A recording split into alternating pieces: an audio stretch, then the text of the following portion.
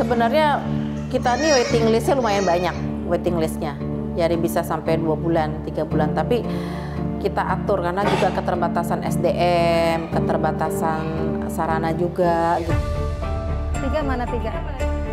Yeay. Tadi waiting listnya ya agak panjang. Terus intensitas terapinya itu terlalu lama. Jadi perkembangan si Rafa pun nggak kelihatan. Boleh nggak sih kalau lempar mobil-mobilan? Teman-teman fisioterapis itu sudah mulai mengembangkan modul-modul secara digital ya. Itu keluarga bisa belajar sendiri.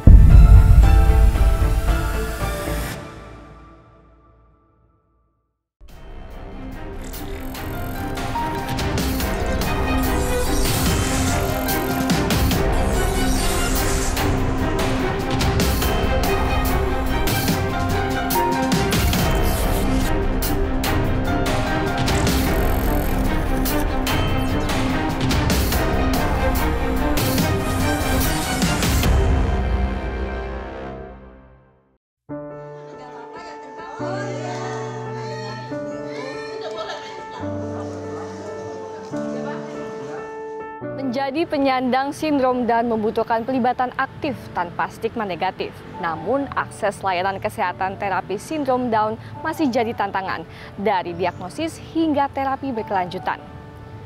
Bagaimana akses mereka ke dunia kerja yang inklusif? Berkas Kompas mengulasnya kali ini. Kondisi fisik dan mental penyandang sindrom Down bukan akhir segalanya.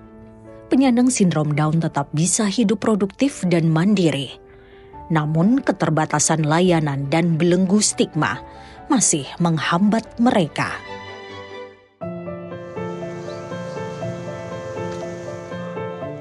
Tahun lebih telah dilalui Sartini merawat buah hatinya, Rafka Saputra, yang menyandang sindrom Down.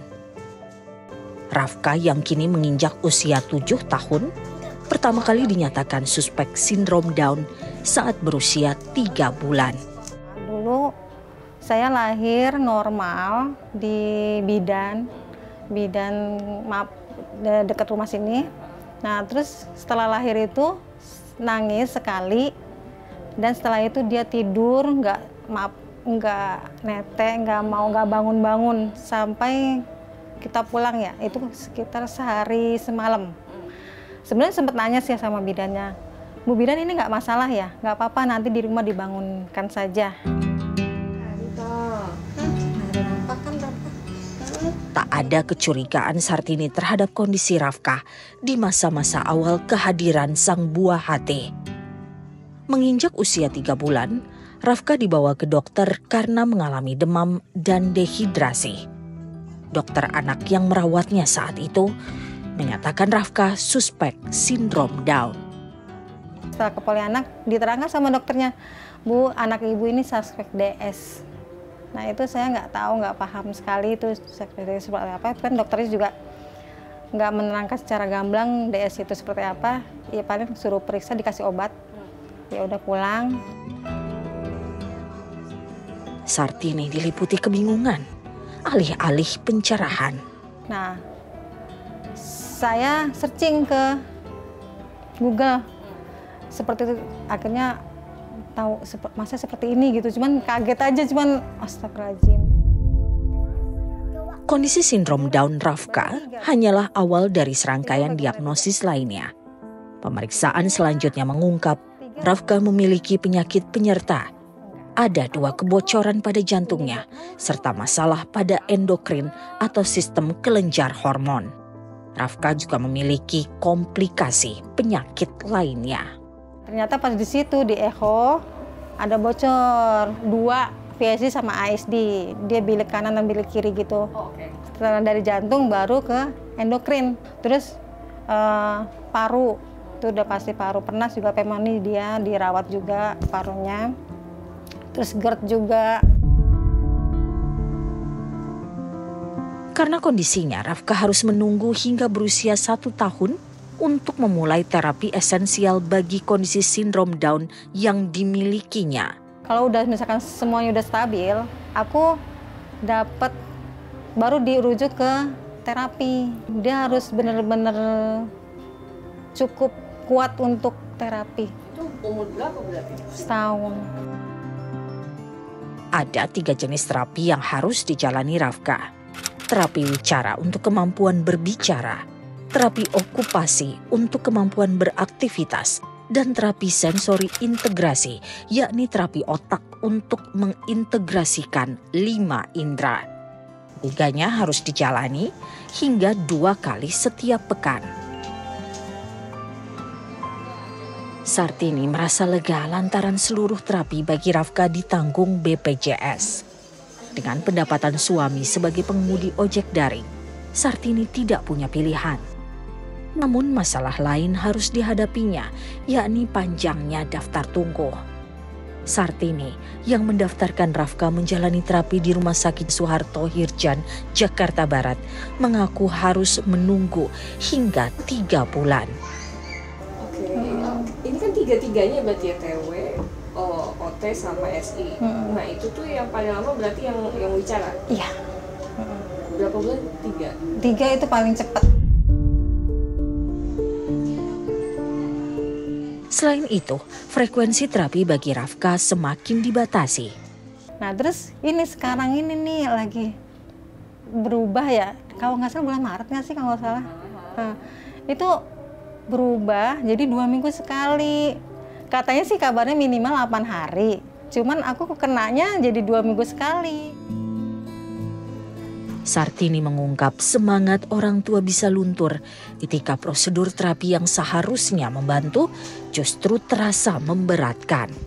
Bisa males jadinya gitu. Kalau misalkan udah orang tua semangat, nah terus prosedurnya juga bagus, dipermudah, itu udah oke banget gak sih? Cuman kalau udah persulit tuh kayak udah ada kayak lemes lagi. Bagi orang tua yang memiliki kemampuan finansial, terapi berbayar jadi pilihan agar buah hatinya bisa menjalani terapi sesuai rekomendasi, meski butuh biaya yang tidak sedikit. Ya, jadi memang kalau biayanya juga nggak murah ya Mbak. Apalagi untuk saya itu seminggu itu harus 2 kali terapi. 1 hari itu ada 2 sesi terapi 1 hari. Berarti kalau seminggu 2 hari itu 2 kali itu artinya ada 4 sesi yang harus saya ikutin gitu Mbak. 1 sesi itu saya kisarannya 300-400 kali terapi. Gitu. Itu juga salah satu yang dilema buat saya, memberatkan saya.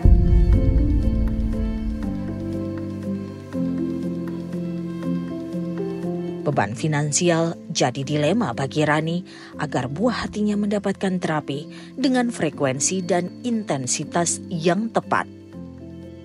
Terkadang ia terpaksa mengorbankan terapi anaknya demi memenuhi kebutuhan hidup lainnya. Jadi kurang lebih biaya yang saya keluarkan itu seminggu itu kurang lebih hampir 2 juta untuk terapi. Iya, kurang lebih ya Mbak. Itu kalau 1 minggu 2 kali, 2 kali.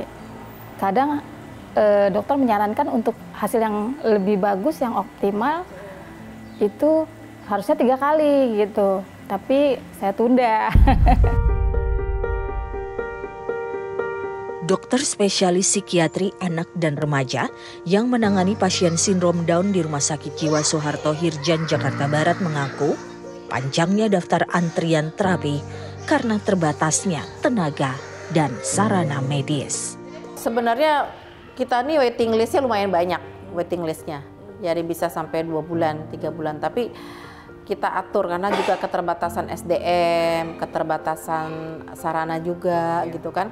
Nah sekarang ditambah juga dengan keterbatasan untuk jaminan. Jaminan kesehatan juga ada limitnya.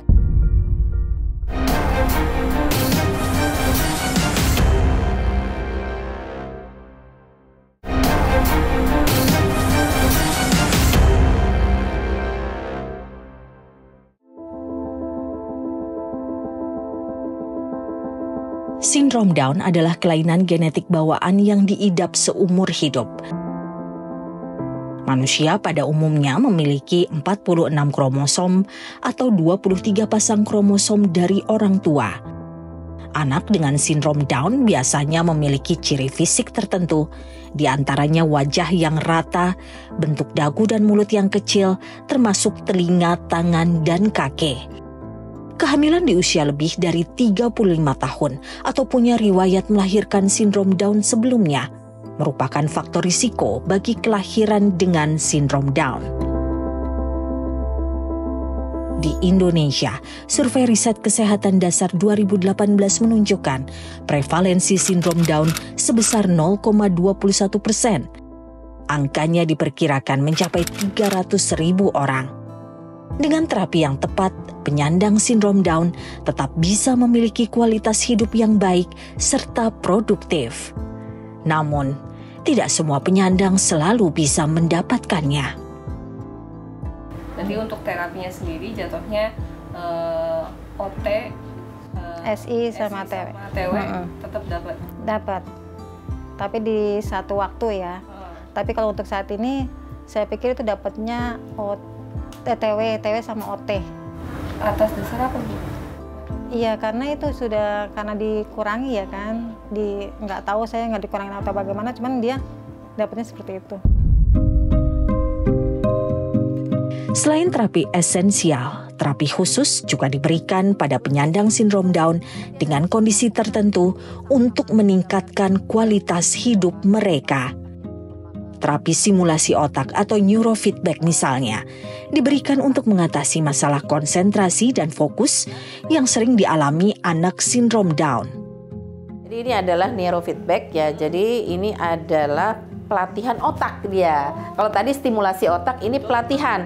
Jadi kita bisa, jadi anak-anak ini bisa secara real time untuk mengatur pola gelombang otaknya. Ya dengan bantuan alat ya seperti ini ya.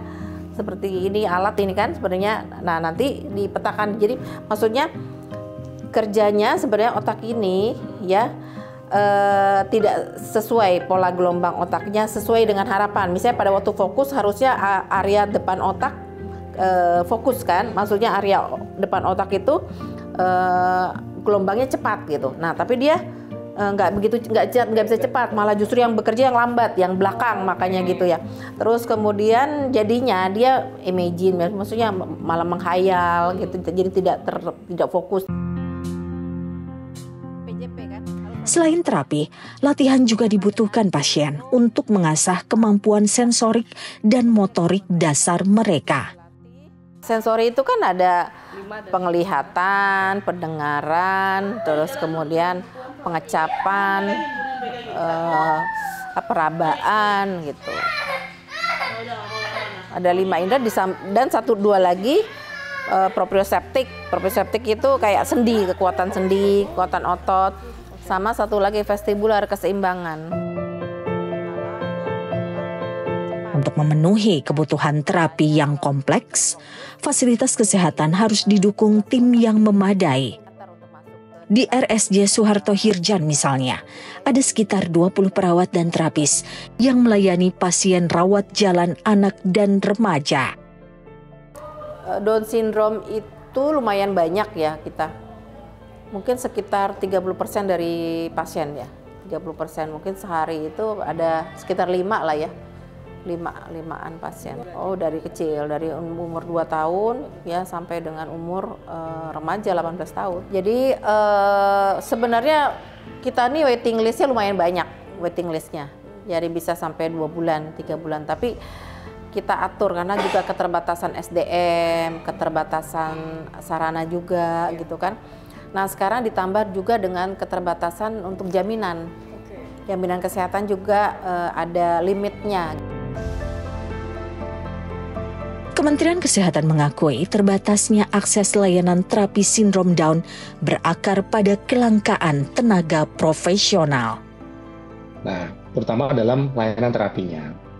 Ini memang disebabkan karena masih terbatasnya jumlah tenaga profesional seperti fisioterapis, ya, kemudian terapi okupasi dan terapi bicara, di mana ini persebarannya tidak merata. Data Kementerian Kesehatan mengungkap kesenjangan serius dalam ketersediaan tenaga medis yang relevan bagi penanganan pasien sindrom Down di Indonesia. Ini jadi hambatan besar bagi penanganan sindrom Down secara komprehensif.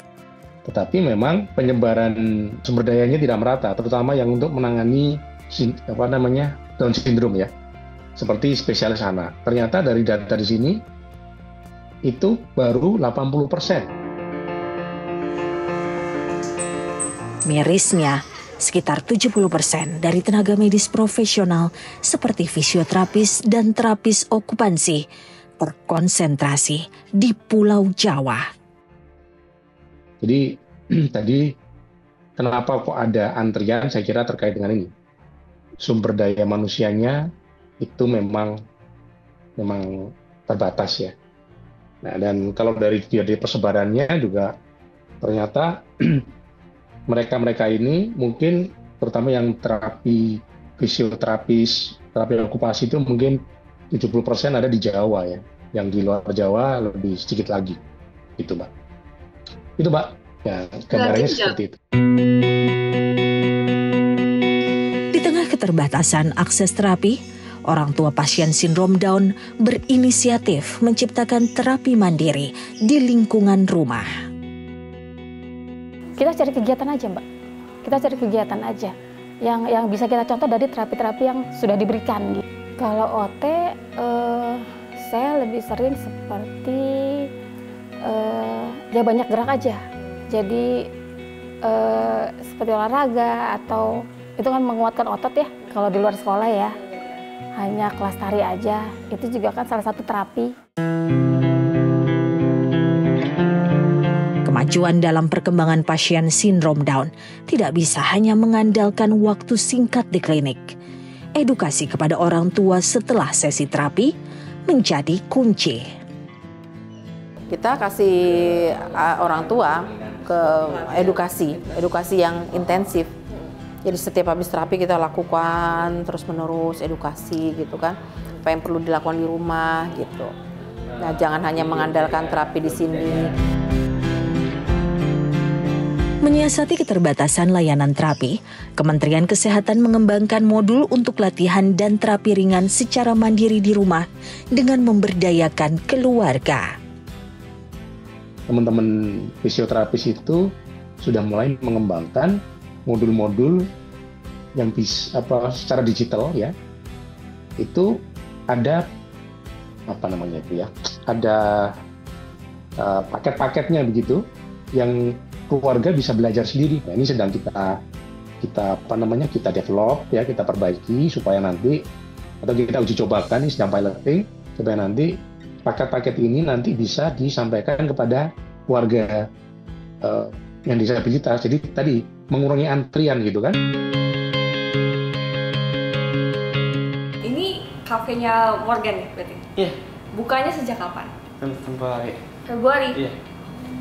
Tahun ini ya. Tahun ini. Iya. Maret, April, Mei. Ya. 4 bulan? Ya. Aku boleh lihat-lihat nggak? Boleh.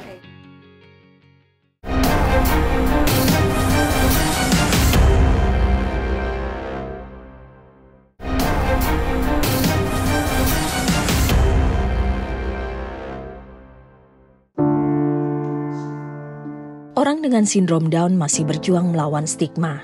Tidak hanya datang dari lingkungan, belenggu stigma juga muncul dari lingkaran keluarga, bahkan orang tua. Batasan justru kerap dimunculkan pada orang tua anak-anak sindrom Down. Mereka menciptakan status berat atau ringan bagi anak sindrom Down yang seharusnya tidak ada. Milik pemerintah. Dewi Cakrawinata, Ketua Yayasan Peduli Sindroma Down Indonesia, yang juga orang tua anak dengan sindrom Down, menyoroti adanya stigma dari para orang tua. Dan selalu bilangnya kan kalau Morgan nggak berat gitu, disabilitasnya gitu. Kita suka bingung. Terus bagaimana bisa tahu kalau Morgan nggak berat sih gitu? Kamu tahu nggak sih waktu Morgan lahir tuh kayak apa? Mentalitas ini bisa membatasi potensi anak sindrom Down seolah-olah mengelompokkan kemampuan mereka. Tahu nggak sih, IQ itu bisa bertambah, bisa juga berkurang kalau nggak diapa-apain. Jadi saya sampai sekarang nggak pernah ngecek IQ-nya Morgan karena ya itu saya nggak mau dia jadi dilimitasi gitu. Sementara kan pendidikan itu kan harus memberdayakan dia, meningkatkan kan. Tanpa stigma, orang dengan sindrom Down justru bisa membuktikan bahwa mereka juga bisa mencapai pendidikan dan berdaya dalam dunia kerja yang inklusif. Buah hati Dewi Morgan yang berusia 26 tahun telah membuktikannya. Ini kafenya Morgan berarti? Iya. Bukanya sejak kapan? Februari. Februari? Iya. Tahun ini ya. Tahun ini? Tahun ini? Iya. Berarti sudah dari Februari, Maret, April, Mei. Morgan menguasai 3 bahasa, Indonesia, Inggris, dan Prancis. Tadi mamamu cerita kalau kamu tuh bisa 3 bahasa. Bahasa apa aja? Ada bahasa Prancis, Indonesia, sama Inggris. Français? Oui sih. Oke. Oke.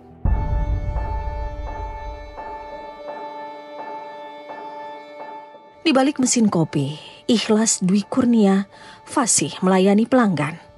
Ikhlas, orang dengan sindrom Down, adalah barista di sebuah kafe di Jakarta Selatan.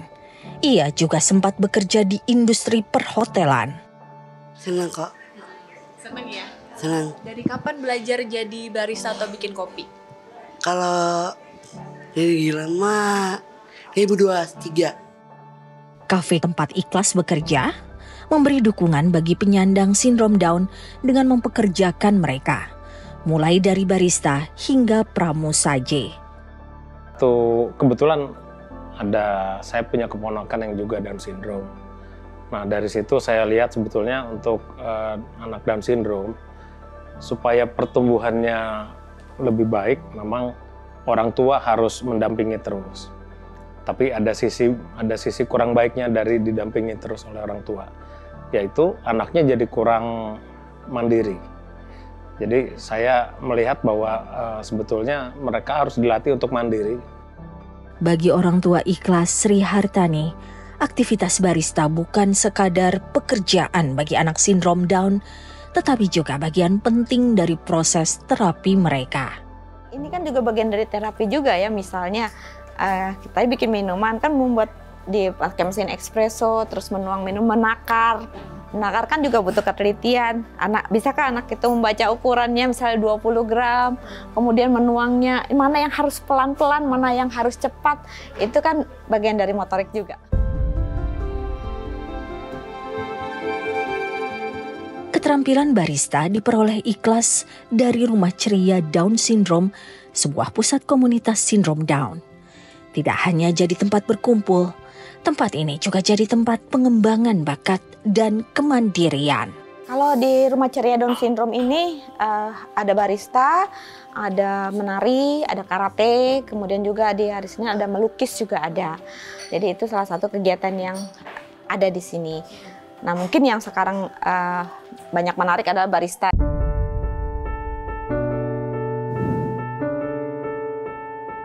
Dengan intervensi dan terapi yang tepat, serta dukungan yang bebas stigma, orang dengan sindrom Down bisa berdaya dan produktif. Tidak hanya dukungan dari keluarga dan komunitas, peran negara dibutuhkan untuk mempersiapkan mereka menyongsong masa depan. Kalau saya sih ngelihatnya kita harus kebijakan itu untuk mempersiapkan bahwa anak-anak dengan masalah disabilitas mental ini adalah anak-anak negara yang harus diurus gitu loh, dari A sampai Z gitu.